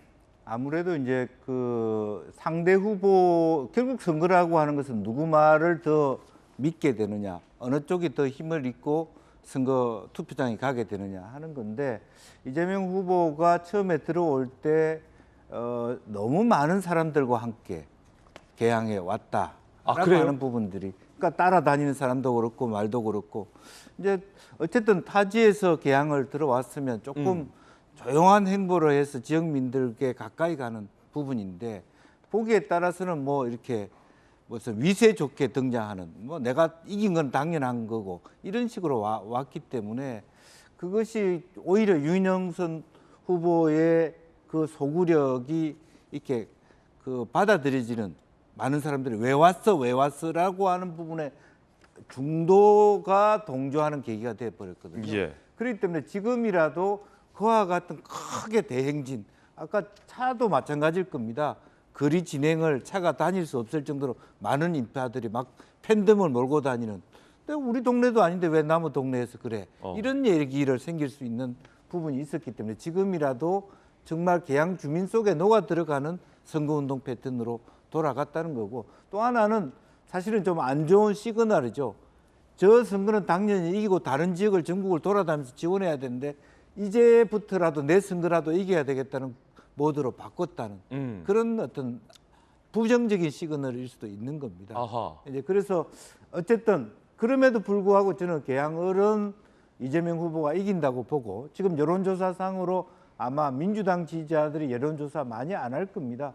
따라서 여론조사 지표상 5%에서 10% 이상 국민의힘 후보가 이기는 여론조사가 나오면 거의 비슷해지는 형태가 될 가능성이 많다 그렇게 봅니다. 자, 이제 뭐 선거가 얼마 안 남았기 때문에 초접전 양상이다라고 저는 정의하겠고 아마 이제 민주당 소속 의원이시기 때문에 이재명 후보가 이기길 바란다라는 뜻에서 그런 표현이 나온 것 같고 국민의힘에서는 당연히 윤영선 후보가 이길 것이다. 뭐 이렇게 서로가 예측을 하고 도전을 하고 있는 셈이겠지요. 이재명 후보가 비공개로 유세를 전환하고 출근길 인사에 나섰는데 이게 출마 후에 처음 출근길 인사라는 보도도 나옵니다. 자, 비공개 유세 전환. 아무래도 이제 뭐 동영상을 올리고 뭐 이런 거를 좀 안 하고 이렇게 지역 곳곳에서 이렇게 좀 낮은 자세로 유세를 한다라는 의미겠죠. 전윤기 의원님, 출근길 인사 근데 이번이 처음이에요? 네, 뭐 처음인지는 확인을 해봐야 되겠습니다. 저도 좀 확인해봐야 될 것 같아요. 그 비공개 유세라는 것이 원래 보통의 선거 같은 경우에는 총괄선대위원장이기 때문에 많은 기자분들께서 함께 그 유세 현장에 와주십니다. 이제 그런 것보다는 지역민들과 만나서 지역민들과의 유대관계를 더 넓혀가겠다 이렇게 해석하면 좋을 것 같고요. 저는 사실 개항 선거가 대선의 2차전 으로 만들었기 때문이 아닐까. 그래서 양측의 지지자가 굉장히 많이 결집하지 않았을까 하는 생각을 가지고 있습니다. 그 이유가 뭐냐면 뭐 이준석 대표도 이야기하지 않습니까? 뭐 거물 호소인이라고 하면서까지 비아냥대면서 이재명 후보를 공격하고 있고 그것 때문에 지금 그 지지율 격차도 대선 2차전 형태로 양측의 지지자들이 결집하고 있는 모습을 보이고 있다. 저도 그래서 사실 이재명 후보가 이길 수 있을 거라고 생각을 하는데요. 윤영수 후보 같은 경우에도 뭐 25년 대 뭐 25일 이렇게 평가하는데 본인도 토박이 호소인이라고 보도도 나오지 않았습니까? 왜냐면 5월 2일 날 전입 신고했고 뭐 목동에는 18억의 자가가 있고 계양에는 3억의 전셋집을 가지고 있다는 보도를 봤는데 뭐 이런 형태로 선거가 사실상 국민들께 피로감을 주는 형태로 바뀌어가고 있고 양측의 지지자들이 이재명 하나를 살리냐 마냐로 결집을 했기 때문에 이런 여론조사 결과가 나오지 않았을까 하고 저는 그렇게 추측합니다. 예, 윤영선 후보, 이재명 후보 열기가 뜨겁습니다. 윤영선 후보는 개항에 뜬금없이 왜 왔냐, 개항이 우습냐라고 비판을 했고 이재명 후보는 연고를 따지는 건 매우 유치하다라고 맞비판을 했습니다. 들어보시죠. 개항으로 뜬금없이 왔습니다. 그 이유 너무나 뻔한 거거든요. 우리 금배지 뒤에 숨어서 방패 삼겠다. 개항이 뭐 후군가. 해당 지역의 연고는 가지고 있지만 무능력하고 또 예를 들면 영향력도 미미한 경우라면 그게 과연 도움이 되겠냐. 저는 뭐 지역 연고 따지는 게 매우 좀 유치하다는 생각이 들고요. 자, 개항 사람도 아니냐 왜 왔냐, 도망자냐라는 윤영선 후보 비판에 대해서 이재명 후보는 연고가 있으면 뭐하냐, 무능력하고 미미한 건 아니냐 영향력이라고 맞비판을 한 상황입니다. 연고 난타전입니다. 이재명 후보 개항에 연고 없다 선동하더니 실상은 윤영선이 가짜 개항 사람, 뭐 이런 가짜 개항 사람이다라고 얘기해요. 도망자가 백날 억지 부려봤자 25년과 25일의 차이는 결코 변함없다라고 윤영선 후보자는 도망자다. 가짜 개항 사람 대 도망자. 전주혜님, 네. 어떻게 보십니까? 이제 윤영선 후보가 뭐 거주지가 어디냐 이제 이걸 가지고 이제 이재명 후보 측에서 비난을 좀 하고 있지 않습니까? 그런데 이게 이 거주지도 물론 중요하지만 직장도 사실 굉장히 중요해요. 그런데 윤영선 후보는 지금 20년 이상 그 개항을 지역에서 병원을 운영을 해오셨던 분이잖아요. 그래서 병원이 개항을에 있어요. 네, 그래서 당연히 개항을 주민들은 윤영선 후보는 우리 동네 사람이다 이렇게 저는 생각하실 것 같아요. 그래서 그런 면에서 이런 근거지가 어디냐를 따질 때 꼭 거주지만이 아니라 직장까지도 다 종합적으로 해야 된다 저는 그렇게 생각을 하고요. 그러니까 오히려 개항 사람이냐 아니냐 이제 이러한 시비도 있습니다만 누가 보더라도 이재명 후보는 개항과는 연관 전혀 없는 분이죠. 그런데 또 지금 야당이 되지 않았습니까? 그래서 그런 면에서 개항을 좀 더 발전시키기 위해서는 결국은 집권 여당인 국민의힘 후보가 훨씬 더 개항의 발전에 더 적합하다 저는 그런 말씀을 드리고 싶습니다. 그리고 지금 이렇게 오늘 비공개 전환, 그 선거운동을 비공개 전환한다는 것도 사실 굉장히 이것도 뭐 보기 드문 그런 현상인데요. 지금의 이 상황이 이재명 후보는 이미 득보다는 실이 많은 상황 아닌가 싶습니다. 처음에 그 민주당에서 공천을 했을 때도 이재명 후보는 당연히 개항 의뢰에서는 압승이고 이 대선에서의 이재명 후보를 지지했던 사람들의 이 지지를 새를 몰아서 전국 선거에서도 또한 지방선거에서 승리를 할 수 있는 그런 큰 교두보 역할을 해줄 것을 기대를 하고 분명히 이재명 후보를 전략 공천을 했을 것인데요. 지금 오히려 이 개항을에 묶여가지고 지금 다른 지방을 돌 수가 없는 상황이 됐습니다. 그래서 본인이 지금 할 수 있는 것은 이 개항을에서 이 승리, 이것도 지금 장담을 못하는 상황 아니겠어요? 그래서 그렇게 되면 이미 득보다는 실이고 이기더라도 상처뿐인 승리다. 그리고 이것이 결국은 앞으로 이루어질 8월 그 민주당 이제 당대표 선거에서 결국은 굉장히 당내 리더십이나 당내 영향력은 줄어들 수밖에 없고 오히려 이것이 자칫 잘못하면 민주당의 분열로도 이루어질 수 있는 이런 상황 아닌가 싶습니다. 예, 여야 의견 들어봤습니다. 앞서 출근길 인사가 이번이 처음이다라는 한 조간신문, 조선일보 보도 내용을 소개해드렸는데 이게 출근길 인사가 처음인지 여부는 명확히 좀 확인을 한번 해볼 필요가 있을 것 같습니다. 제가 그래서 전기위원회에게 좀 확인을 부탁드리겠습니다. 확인해보겠다고 아까 말씀 주셨으니까 처음이지 아닌지 혹시 확인되면 또 우리 시청자분들에게 말씀 주시면 고맙겠습니다. 자, 성남 분당갑 여론조사는 어떻게 나오고 있는지 함께 보시죠. 안철수 후보가 58.0%, 상대 후보 민주당 김병관 후보는 28.4%로 성남 분당갑에서는 안철수 후보가 강세를 여전히 보이고 있습니다. 경기도지사 선거 지지율 한번 볼까요? 초접전. 이야, 이 도지사 선거는 계속 초접전이에요. 김동연 43.1, 김은혜 45.3, 오차 범위 내에서 박빙 초접전. 지금 거의 모든 여론조사가 두 후보가 계속 접전이에요. 그러다 보니까 이 경기도지사 선거를 두고 여야도 열기가 뜨겁습니다. 김동연 후보의 S사 거액 후원금 논란을 국민의힘은 제기했습니다. 각각 입장 들어보시죠. 김동연 경기지사 후보가 대선 후보 시절에 이재명 후보에 대해서 변호사비 대납 의혹을 받고 있는 김모 회장 등으로부터 2천만 원의 고액 후원금을 받았다는 보도가 있었습니다. 그 후원금이 입금된 시기는 이재명 후보와 김동연 후보 간의 단일화 논의가 제기됐던 그런 시점입니다. 김동연 후보는 오늘 실소유자로 알려진 김 전 회장으로부터 이 돈을 받은 경위, 친분 관계, 그리고 왜 받았는지에 대해서 철저하게 본인이 해명을 해야 될 것입니다. 김동연 후보는 이재명 후보의 정치적 후계자뿐만 아니라 부패 의혹에 함께 연관된 고리가 나온 것 아닌지 의심이 됩니다. 저는 선거운동 중에 세운 원칙 중에 하나가 깨끗하고 투명한 선거였습니다. 개탄을 넘어서 분노를 금하지 않을 수가 없습니다. 자, 그러자 이번에는 민주당에서 김은혜 후보의 채용 청탁 의혹을 제기했습니다. 각각의 입장 역시 들어보시죠. 검찰 조사에서는 KT의 채용을 청탁한 사실을 시인해놓고 뒤늦게 이를 감추려 한 김은혜 경기도지사 후보는 검증 대상이 아니라 수사 대상입니다. KT 채용 청탁 의혹 진실은 어디가 끝입니까? 김 후보가 시댁 쪽 사람의 채용 시험에 대체 어디까지 관여한 것입니까? 김 후보는 선거만 모면하면 이후는 윤석열 검찰이 책임져 줄 것으로 착각을 하고 있는 것 같습니다.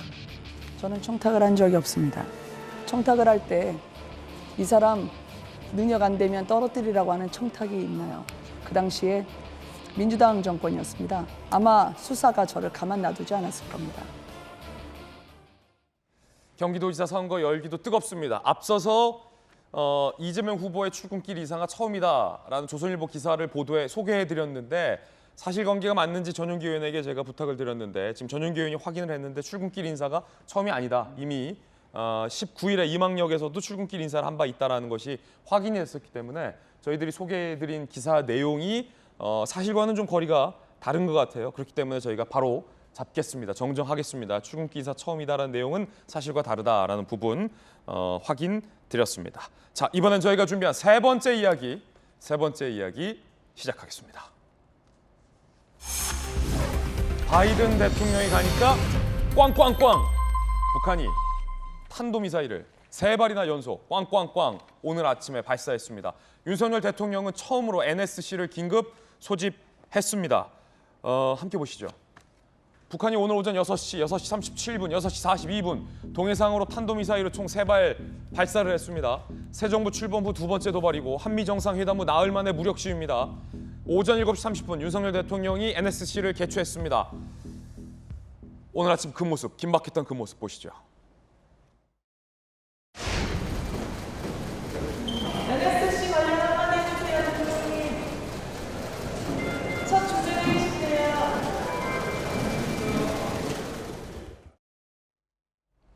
자, 오늘 아침 출근길 모습인데 자세히 보시면 윤석열 대통령이 머리 손질도 하지 못한 채 굉장히 급하게 출근을 해서 이른 아침 NSC를 주재하기 위한 모습입니다. 자, 지금 보시죠. 여러분의 눈에도 아마 눈치채셨을 겁니다. 그만큼 북한의 오늘 아침 탄도미사일 발사 3발에 대해서 윤석열 대통령이 이건 북한의 명백한 도발로 보고 있다. 굉장히 긴급한 사안으로 보고 있다는 것의 일종의 반증일 수도 있고 대통령이 평소 출근길에 이제 머리 손질이나 뭐 이런 것도 제대로 못한 채 부스스한 머리로 이른 아침에 일찍 출근을 해서 NSC를 직접 개최했다는 겁니다. 대통령의 NSC 소집 내용, 북한의 도발 관련된 내용인데 아무래도 좀 급박하게 출근하신 것 같아요, 전재 의원님. 네, 보기에는 그러네요. 그래서 이렇게 머리 좀 단정하게 이제 그렇게 하고 출근을 하셨는데 사실 지금 급박한 상황이죠. 또 대통령 취임 이후에 지금 첫 그 북한이 탄도미사일 좀 발사 시험을 했고요. 뭐 그렇기 때문에 뭐 이러한 급하게 또 NSC 회의를 좀 가는 모습이 국민들의 눈에는 정말 국가 안보에 굉장히 최선을 다하고 있다, 좀 이런 모습으로 보이지 않을까 생각이 됩니다. 북한이 이제 바이든 미국 대통령 방한 기간 중에 혹시 미사일 도발을 하는 거 아니었는지 이러한 예측도 있었습니다만 저는 개인적으로는 딱 제가 예상한 시기에 북한이 아니나 다르게 그렇게 도발을 했다고 생각합니다. 왜냐하면 이제 바이든 대통령 방한 기간 중에 이런 미사일 도발을 하게 되면 이것은 이제 미국도 가만히 있지 않을 상황이기 때문에 이제 그 시기를 피했고, 미국 그리고, 가니까 쐈다. 네, 그리고 또 어제 바이든 대통령이 일본 일정을 마치고 지금 미국으로 돌아가고 나니까 이제 기다렸다는 듯이 이제 쏘는 이런 그 북한의 그 행태는 오늘 NSC 이제 회의의 결과도 봐야 되겠지만 이게 결국은 북한과 그 윤석열 정부도 같이 그렇게 나아가겠다는 지금 의지는 표명을 하고 있습니다만 그 전제가 되는 것은 결국은 비핵화입니다. 비핵화를 완전히 이루는 건 아니지만 거기에 대한 어떤 전제 조건이 있어야 된다는 좀 말씀을 드리겠습니다. 윤석열 대통령이 국회의장단과 접견을 했습니다. 화기애애한 분위기였습니다. 이제 박병석 의장의 임기가 끝나고 새로 선출된 김진표 국회의장의 임기로 이제 교대가 됩니다. 그 장면 살펴보시죠.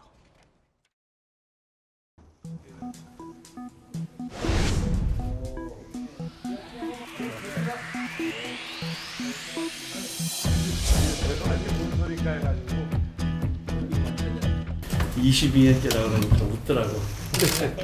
저는 한국에서는 제일 오래 했는데 바이든이나 미국 기준으로 보면 아직 주니어죠. 중학교 다닐 때 포드 대통령이 한국에 오셔가지고 환영한 기억이 난다 그랬더니 내가 포드 때부터 상원의원을 제가 국민학교 6학년인데 이분이 벌써 상원의원이 되신 거예요. 여기 대통령이 사인 받아봤는데 고맙습니다. 예. 부럽습니다. 사실은 박병석 의장의 임기가 이제 끝났는데 국민의힘과 박병석 의장 사이는 좀 불편한 면이 있어요. 특히 이제 검수완박 국면 때 박병석 의장의 역할이 매우 컸기 때문에 국민의힘에서는 박병석 의장을 향한 매우 날선 비판의 발언들이 비교적 최근까지 있었는데 윤석열 대통령은 민주당 출신의 박 의장의 임기가 종료되는 시점을 기념하여 의장단과 접견을 해서 굉장히 화기애애하게 대화를 하는 모습이었습니다. 대화 내용 중에 이런 부분도 있었다고 합니다.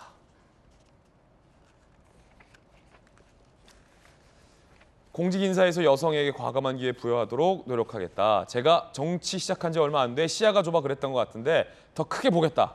의장단 접견 자리에서 이제 저런 젠더 갈등 지적이 있으니까 아유 제가 정치 시작한 지 얼마 안 돼서 그런데 앞으로 더 크게 보겠다. 시야가 좁았습니다. 라고 답한 부분입니다.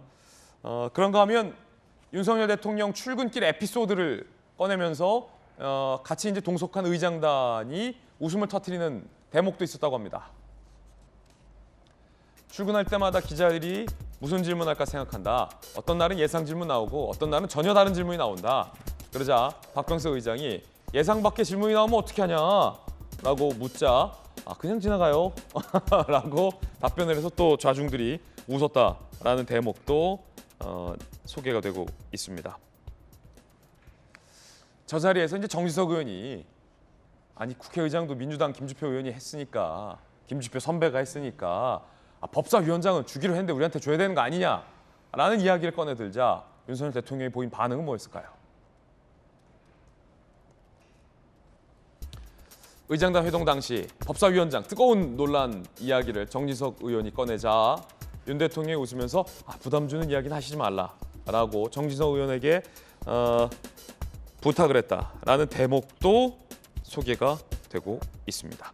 김용주 의원님, 보면은 대통령이 그 여야 구별하지 않고 특히 이제 야당 인사들을 만나서 이렇게 스스럼 없이 대하는 이런 모습들은 좀 있는 것 같아요. 그렇습니다. 기본적으로 뭐 지난번에 국회 보의장을 찾았을 때도 여야 가리지 않고 모두 손잡고 또 실제로 이제 떠나는 국회의장에게도 저런 깍듯한 마음을 가짐으로써 뭐 박병석 의장이 의장을 그만두지만 사실은 국회의원이 그만두는 건 아니지 않습니까? 예. 한 분 한 분한테 정성을 다하는 것은 나쁘지 않고 또 실제로 젠더 갈등 문제에 대해서도 실제로 지난번 한미 정상회담에서 워싱턴 포스트 여자 일본 지국장이 어떤 왜 우리나라에 그렇게 대한민국에서 여성 장관이 적냐 이런 부분에 대해서 조금 본인이 발언에 부족한 부분을 보완하는 측면도 없지 않아 있었다고 생각합니다. 이런 과정을 통해서 본인이 말하고 싶은 부분들을 보충해내고 또 부분적으로는 정지석 의장의 말을 막음으로써 조금 본인 대통령 스스로는 야당과 조금 그 좋은 분위기, 화기애애한 분위기를 이어나가겠다라는 의지만큼은 좋아 보입니다. 예, 자 대통령 이야기 나와서 내일부터 청와대 내부의 관저와 청와대 본관 내부도 공개하기로 했습니다. 사실 지금까지는 이 청와대는 공개됐지만 그 내부는 공개가 안 됐죠. 그래서 저희 채널 A가 지난 일요일 밤 9시에 저희 채널 A가 특집 다큐멘터리를 통해서 미리 일부분 선 공개를 해드렸습니다. 저희들이 이제 독점 촬영을 했고 제가 직접 청와대 본관 내부에 들어갔죠. 그래서 영부인의 집무실, 그다음에 영부인의 접견실, 대통령의 집무실을 사실 김진 기자가 직접 가서 채널 A 다큐멘터리를 통해서로 공개를 해드렸는데 이제 내일부터 가셔서 관람을 할 수 있다는 겁니다. 그래서 청와대 본관 내에 공개되는 공간들 함께 미리 살펴보시죠. 한 번 더 보여드립니다. 청와대 관저의 드레스룸입니다. 이곳은 이제 대통령이 머무시는 가족과 함께 머무는 관저의 드레스룸 모습 보고 계시고요. 메이크업실도 함께 보시죠. 이렇게 관저 내부에 메이크업실이 저희 돌직구쇼 메이크업실 정도로 굉장히 크군요. 그리고요 접견실, 접견실 모습 보고 있습니다. 대통령과 대통령 가족이 머무르는 관저의 주방 궁금하시죠? 주방 보여드립니다. 자, 이렇게 이 주방을 보면요, 이제 천장에 이제 대형 이런 걸 뭐라고 하죠? 샹들리에. 샹들리에, 그렇죠. 샹들리에가 달려 있고 청와대 관저 주방장이 따로 있어요. 주방장이 따로 있습니다. 요리사가 대통령 전속 요리사가 따로 있습니다. 침실 볼까요? 와, 되게 크네요. 무지 크네요. 이 대통령 침실에는 사실은 침대만 덩그러니 있었다. 박근혜 전 대통령 때는. 그래서 박 전 대통령이 가끔씩 좀 외롭기도 하고 좀 무섭기도 했다라는 얘기도 나오고 있는데 침실이 엄청 큽니다. 매우 크군요. 예.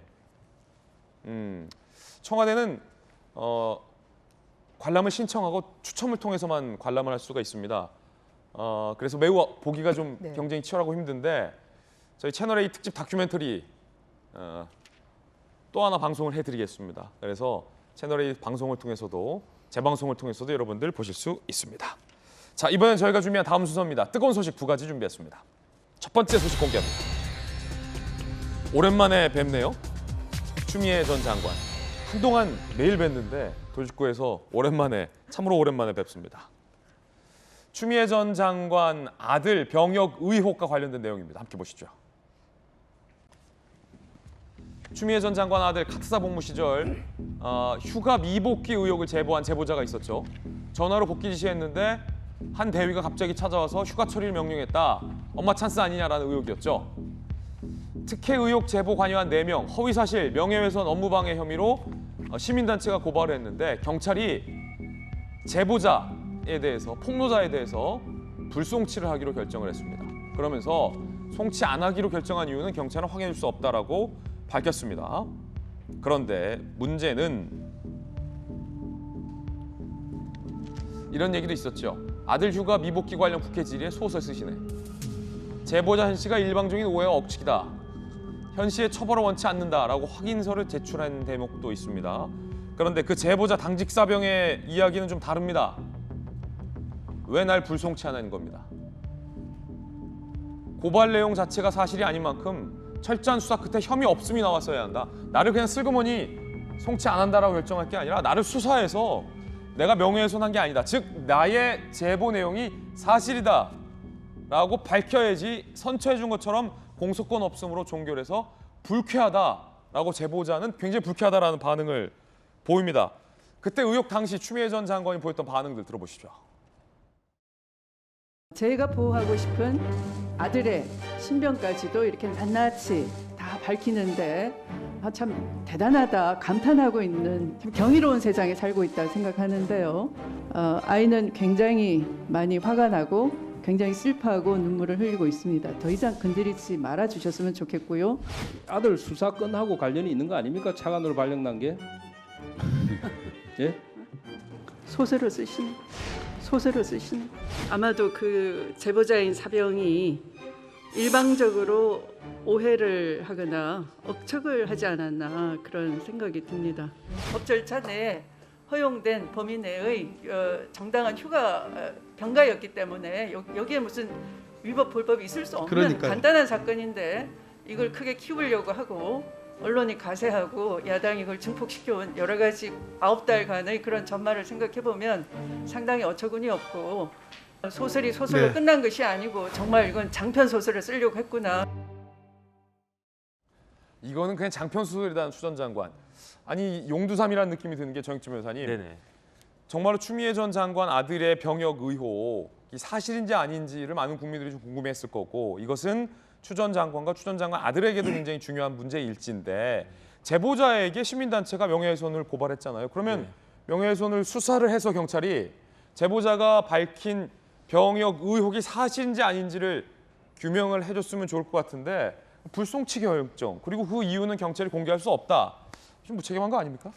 그래도 이제 법이 일단은 그렇게 되어 있어요. 명예훼손죄는 형법상으로는 반의사 불벌죄고 그다음에 이게 정보통신망법이라고 있거든요. 이제 단순히 여기서 이렇게 뭐 명예훼손한 것하고 정보통신망을 위해서 그 망을 이용해 가지고 명예훼손을 하면 전 국민이 다 볼 수 있으니까. 그러면은 병역 의혹 자체가 사실이라는 겁니까? 사실이 아니라는 겁니까? 경찰이 그 의혹에 대해 수사를 했다는 겁니까? 안 했다는 겁니까? 중요한 거는 피해자의 의사가 중요하다는 거죠. 사실인지 아닌지가 중요한 게 아니고 그래서 정보통신망법에 의하면은 명예훼손죄지만 허위사실일 경우에는 7년 이하 징역까지도 처해질 수 있기 때문에 상당히 강력한 그 처벌이 될 수가 있는데 그런데 그 70조 3항이 어떻게 돼 있냐면 피해자가 구체적으로 밝힌 의사에 반해서는 기소할 수 없다 이렇게 되어 있어요. 그런데 이제 기사를 보니까 추미애 전 장관이 만약에 이게 허위 사실을 저 사람이 이렇게 했다라고 하면 굉장히 기분이 나빴을 것임에도 불구하고 자신은 이제 그 더 이상 그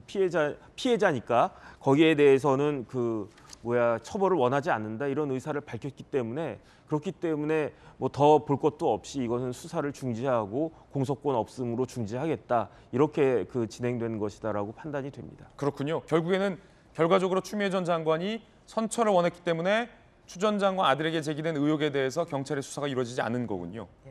근데 제가 하나 이제 첨언을 하면 이제 이거는 이렇게 종결이 되는데 추미애 장관 아들이 국무이탈을 했느냐 안 했냐는 이것은 또 검찰에 아직도 수사가 계류 중입니다. 계류 중입니까? 예, 그래서 이제 그 수사 결과를 좀 보면 알 수 있을 것 같습니다. 이번엔 두 번째 소식 공개하겠습니다. 실루엣을 보면 눈치챘을 텐데 손흥민 선수 득점왕, 최초 아시안 득점왕 타이틀을 거머쥐었고요. 어제 손흥민 선수가 귀국을 했습니다. 그 장면 보시죠.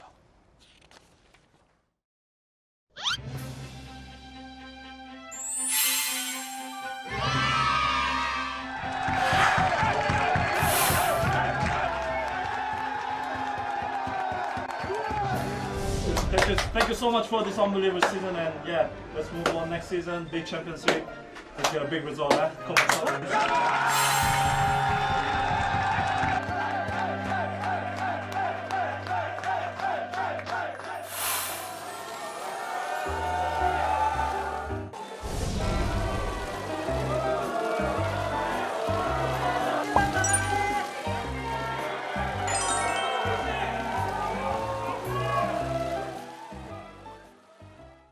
전현규 의원님, 와 호날두보다도 더 많이 넣었어요 손흥민. 이거 대단하지 않습니까? 사실상 국가적인 영웅이라고도 볼 수 있는 그 정도의 사안이라고 봅니다. 그러니까 세계적으로 손흥민에 대한 실력을 인정받았고 저렇게 득점왕이라는 타이틀을 따낸 것은요. 예전 같았으면은 정말로 국가에서 뭐 카퍼레이드를 할 정도의 굉장히 큰 사안이었습니다. 그렇기 때문에 저는 손흥민 선수가 굉장히 자랑스럽다 이렇게 말씀드릴 수 있을 것 같습니다. 예, 자랑스러운 손흥민. 저희들은 60초 광고 보고 다시 돌아오겠습니다. 잠시 후에 뵙죠. 네, 오늘 저희가 준비한 소식 모두 다 전해드렸습니다. 저희들은 내일 아침 8시 50분에 풍성한 소식 들고 인사드리겠습니다. 오늘 하루는 분명 어제보다 나을 겁니다. 좋은 하루 되십시오. 고맙습니다.